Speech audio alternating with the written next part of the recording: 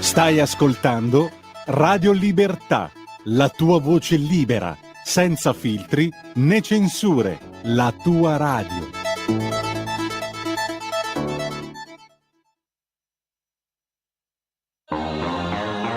Va ora in onda, lo sapevate che il giusto equilibrio tra mente e corpo conducono Alessandra Rovida e Manuel Muttarini.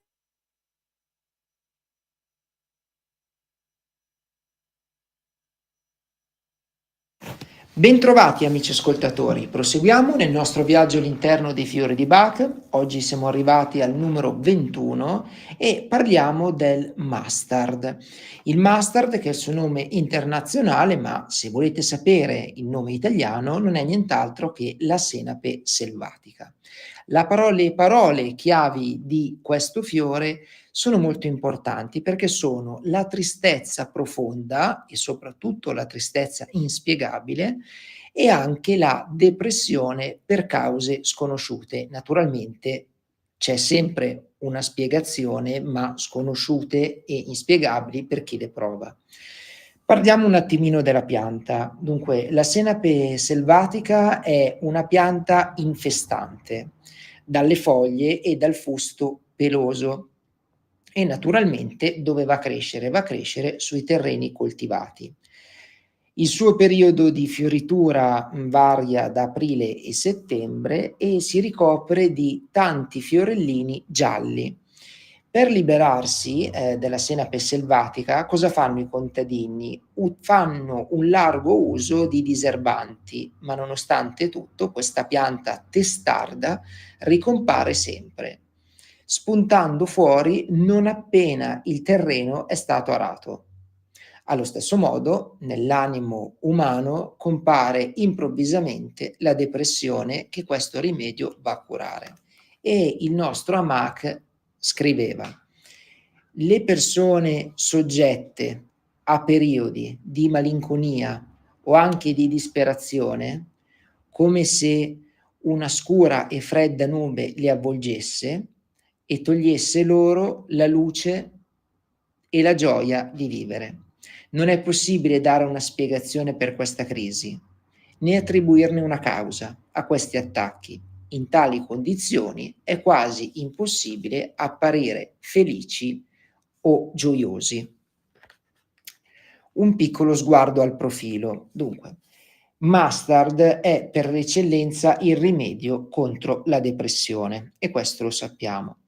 Ma per questo stato di malessere inspiegabile che è dentro di noi e che sale proprio come sale la marea e addirittura lentamente cosa fa? Va a travolgere la nostra voglia di vivere. Chi soffre di depressione non sa perché sta male. Apparentemente, ma ripeto, apparentemente non è successo nulla che possa causare uno stato di prostrazione così profonda. Pure, addirittura per questa persona che è come se si fosse spento letteralmente il sole. Tutto perde interesse e significato e nell'intimo si allarga un senso di vuoto ed un dolore sordo. Per la sua frequenza, la depressione è stata chiamata anche il raffreddore della psichiatria. Tutti nella vita attraversiamo un momento in cui possiamo avere bisogno di questo fiore. Quando siamo tristissimi e non sappiamo il motivo, oppure quando avvertiamo come un nodo alla gola e non abbiamo letteralmente più voglia di alzarci dal letto. Mustard è anche utile nei casi di depressione cronica, e cioè per quelle persone che vivono una vita grigia, sempre in tono minore, sempre pervasa da un senso di stanchezza. Mustard infine è indicato nei casi di bore-out, cioè per quelle depressioni che maturano negli ambienti di lavoro e sono causate da stress. Ricordatevi sempre che lo stress è il primo indiziato in tutti gli stati di depressione, quindi sentimenti di incapacità, delusione e demotivazione. Adesso vediamo i sintomi. Quindi ci si troverà un senso di vuoto, una disperazione senza causa, malinconia, introversione, mancanza di interesse per il mondo, sensazione di essere fuori dal gioco della vita, incapacità di reagire alla depressione e di prendere iniziative, addirittura mal di testa cronico, sensazione di pressione o di costrizione alla gola, insonnia, perdita di capelli, disturbi della sfera sessuale, nevralgie facciali e tachicardie. Le frasi tipiche sono: mi sento vuoto, niente mi sembra avere un senso, sono in una nuvola nera, non mi va più niente, eccetera, eccetera. Vediamo le trasformazioni. Bach ha scritto che Mustard scaccia la tristezza e fa tornare la gioia di vivere. Molti terapeuti hanno effettivamente riferito di alcuni casi in cui forme apparentemente disperate di depressione sono state curate con successo e non si sono poi più ripresentate. Ma Mustard è molto di più che un guaritore, è un alleato. È di grande aiuto in tutte le depressioni che preludono a grandi cambiamenti. Ci sono infatti dei momenti nella vita in cui si gira a vuoto e si ha la sensazione che tutto perde di senso e di significato. A volte la depressione può essere vista come una morte simbolica, cioè il fondo contro il quale poi si puntano i piedi per risalire a galla. In questo caso Mustard aiuta a darci la spinta giusta, il colpo di reni necessario per salire in superficie.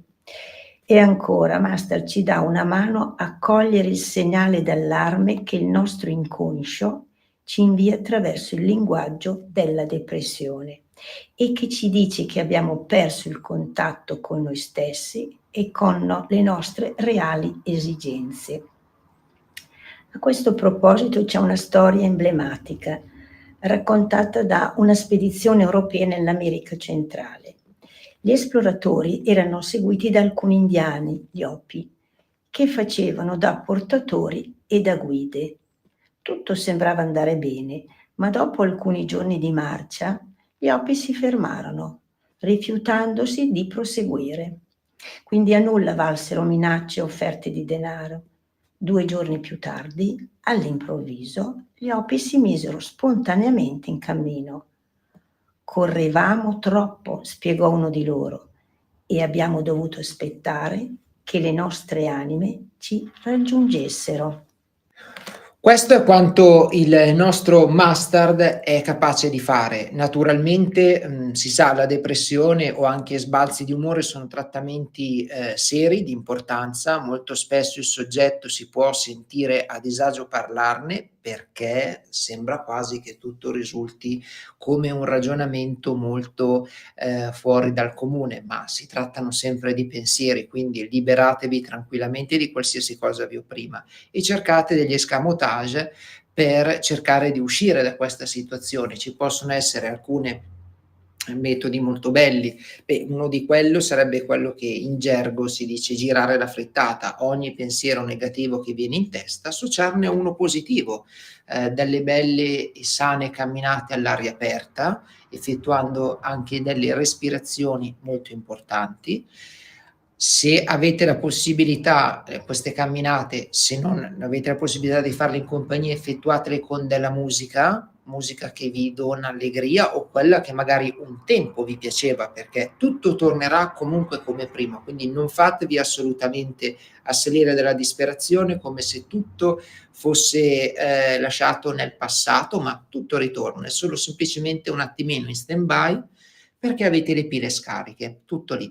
Comunque il fiore vi darà degli ottimi spunti e delle ottime trasformazioni e dovete semplicemente dirvi questo, perché vedete, quando c'è uno stato del genere voi non dovete fare altro che cercare di continuare a porvi delle sfide, vediamo se sono ancora capace di far quello, vediamo se sono ancora capace di far quell'altro. No, voi cercate semplicemente di accettare la situazione e giorno dopo giorno cercate di ricostruire con dei piccoli passi tutto ciò che vi piaceva. Se prima magari andavate a correre, cominciate a riavvicinarvi alla vostra tuta, alle vostre scarpe sportive o tutto ciò che prima vi rendeva della gioia, togliendovi ciò che vi opprime. La settimana prossima invece andremo ad vedere quello che è il 22esimo fiore di Bach, che questo è molto importante perché riguarda anche una sfera importante che è quella del lavoro. Infatti le parole chiave di questo fiore, che è Loc, sono l'eccessivo accanimento nel lavoro o nell'adempimento del proprio dovere, e come vedete Bach, sia nel caso della depressione che nel caso del fiore opposto, che in questo caso è Loc, c'è sempre un eccesso. L'eccesso in qualsiasi occasione non va mai bene. Grazie per essere rimasti con noi, l'appuntamento è per la settimana prossima.